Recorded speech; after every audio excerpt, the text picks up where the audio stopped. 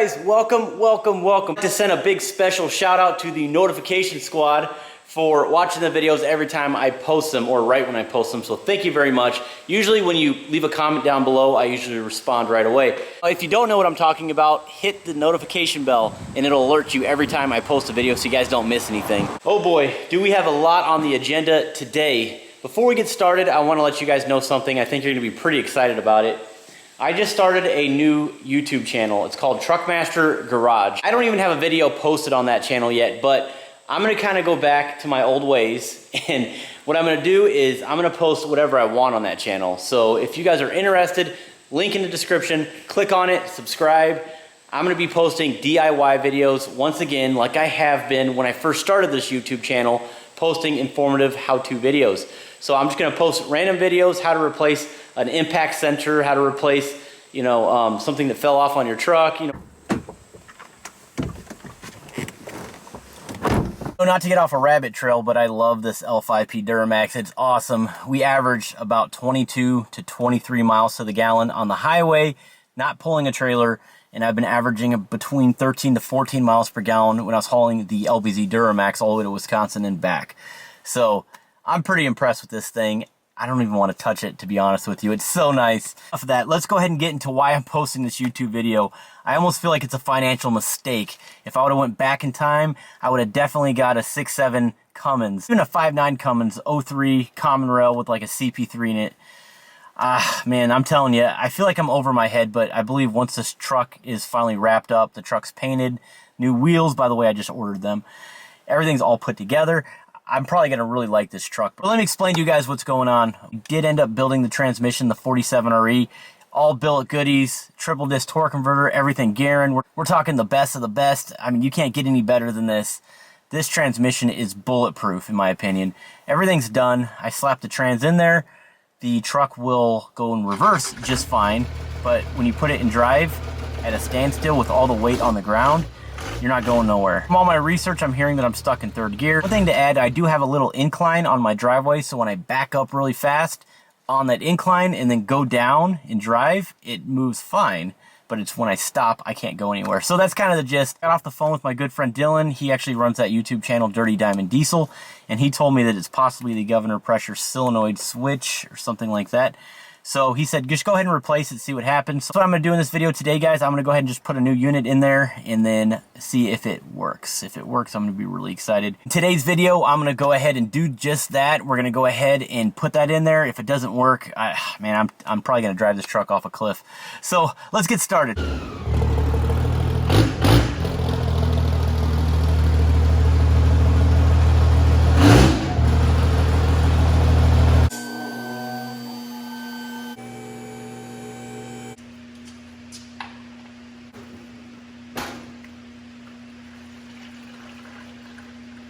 So now that we have the old gal up in the air, I'm going to show you guys what I'm going to replace here, which is going to be the governor pressure solenoid, this entire unit. It's actually held on by 4 7/16 bolts, as well as a 2 T25 Torx bits bolts right here that I got to remove. But basically what I'm going to do, guys, is I'm going to go ahead and just unclip the wiring harnesses, pull this down, and install a new one. Put the pan back on, put the fresh fluid, actually, because I saved it, back in the transmission. And I'm going to fire it up and see if this works.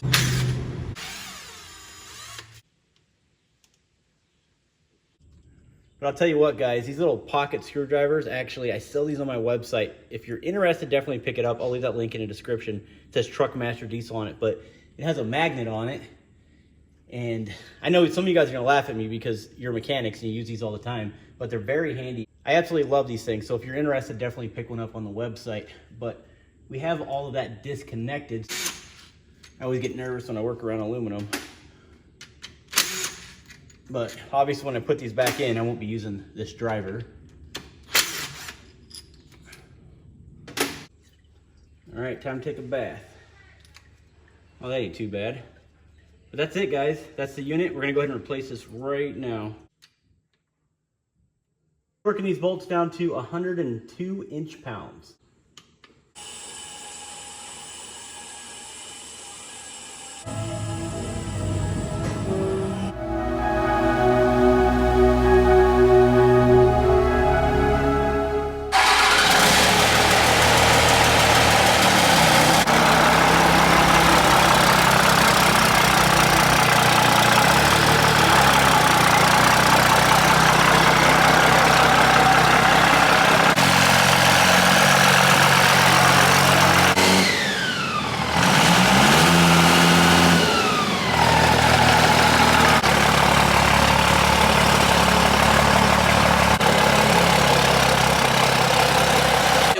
I'm really excited. I just drove it down the road. Finally, I can move the truck forward. This is good. This is good news, man. I'm really happy. I'm excited. So, we're not done, guys. What we're gonna do now is I'm gonna go ahead and get the wife out here, and I'm gonna go ahead and start putting panels on. Hood. I gotta align the fenders. Oh, man, I got so much work to do on this truck. Putting a roll pan on the back, so just watch till the end. So enough talking. Let's get it.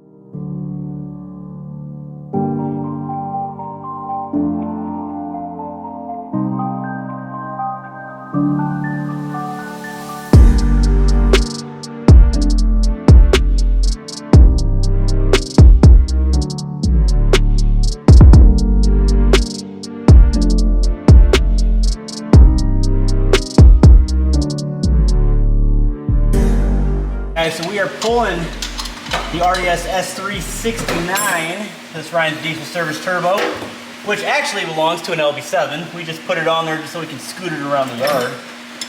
By the way, I may comment one thing here. The turbo's right here. Man, being a Duramax guy, this is a blessing. You can actually get to the turbo. It's not like pinned against the firewall, you know what I'm saying? So anyways, I'm gonna go ahead and remove this. So S369, and we're gonna go with an S363. Okay, so a little smaller, but the biggest thing right here, guys, is the big charger that we're putting on here is going to be an S480. So we're gonna have a 63 as the little charger and an 80 as the big charger. I really trust Ryan at Ryan's Diesel Service with his guidance when it comes to this build right here, because you know I don't want it too smoky. I want it to perform right. I want the fuel to clean up. I'm sure it's gonna be smoky, but it won't be as bad.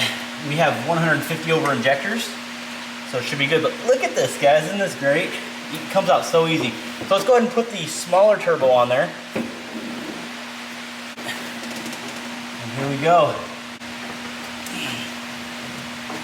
I forgot I put a T4 adapter part right here. I gotta get this off of there.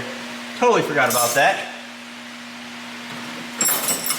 This is a T3 manifold, a BD Diesel T3 manifold, and I did end up putting a T4 adapter piece so we can put that RDS 369. Hopefully you guys are following me.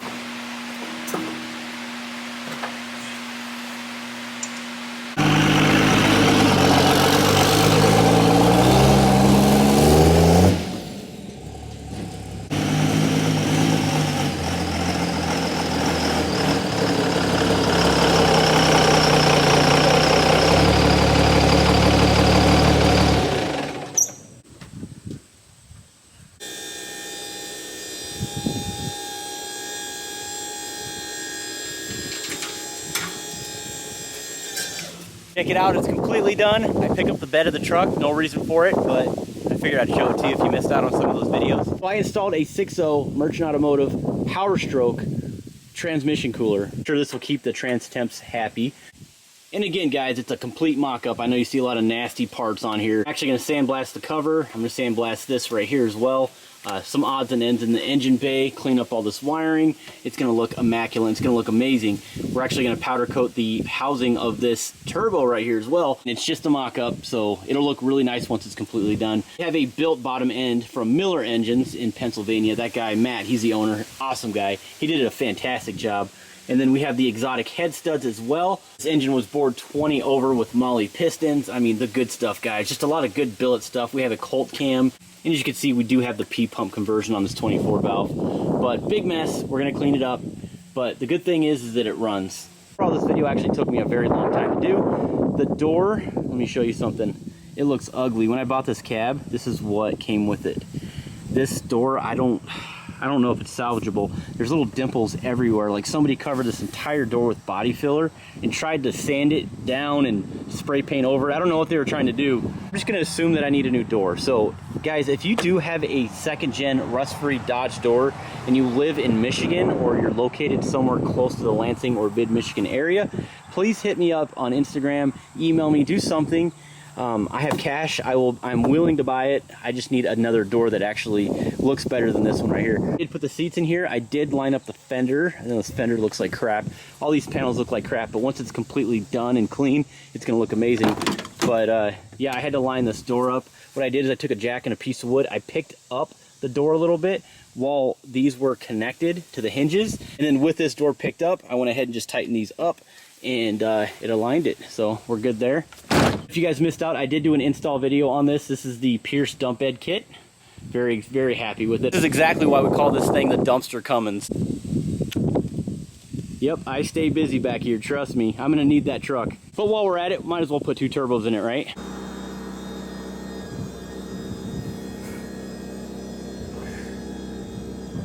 It's so cool. It'll never get old. But if you didn't know, this truck actually did belong to my brother-in-law. He came home from Iraq, his last deployment. He purchased this Cummins when it was really nice, when it was almost mint. And I went ahead and bought the LMM Duramax. But long story short, that was 15 years ago. But since then, he bought a newer diesel. He upgraded. Thing is super nice. He lost interest in this project. It just sat in a parking lot and rusted away. So I went ahead and tore it down completely, all the way down to the frame. And this is kind of where I'm at now. Thing to add, I did install a roll pan instead of a bumper, so I think that was a really nice touch. Sorry, I know this truck is super loud, but it's because my exhaust is like downpipe to the turbo, and the exhaust is probably about halfway into this cab right here, so kind of loud. But I just took it down the road again, and if you go from park, so I'm in park right now, 1 click down. All right, so now I'm in reverse, right? Neutral. So now we're in neutral. Drive. So now that we're in drive, we have 2 more selectors, which would be second and first. So let me go down to second. Right? And then there's no first. See what I'm getting at? I can't go all the way down to first. Guys, I'm a mess. So it's probably a linkage issue now, so it won't shift. It'll go in first, fine, drove down the road, it will not get to the second gear. So we gotta figure that out now, but I think it's the linkage. It makes sense because, you know, like I said, it goes from drive basically down to another selector, which I believe is second, but you can't bring it down to first manually, so it makes sense. You know, guys, this is exactly why I have this channel. A lot of guys won't show you the flaws, a lot of guys won't show you all the little issues.